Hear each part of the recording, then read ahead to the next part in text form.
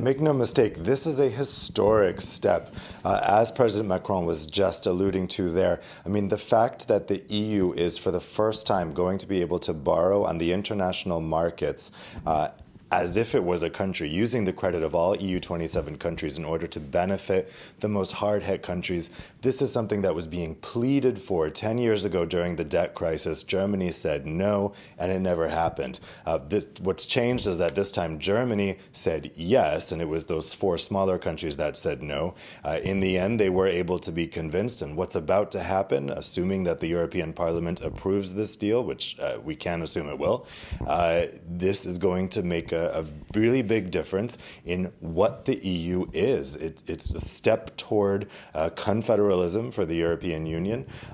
This budget, after all, also introduces new direct taxation for the European Union budget.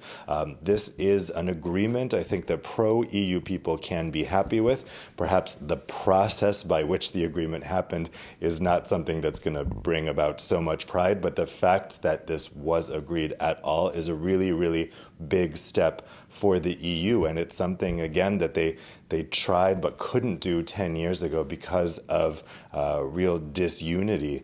So it is something I think that we also heard from Commission President von der Leyen there. She finds the cuts that happen in this process regrettable. I think the Commission is particularly unhappy about the cuts to the health programs that it just initiated in response to the COVID-19 pandemic. That does seem rather counterintuitive in the middle of a pandemic.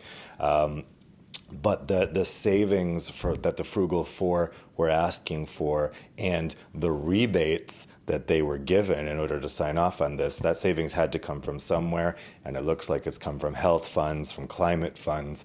But we did see some increases in digital funds, and that was what Chancellor Merkel really wanted to highlight there in her press conference. Nobody, I think, wants to talk about the cut to the health fund.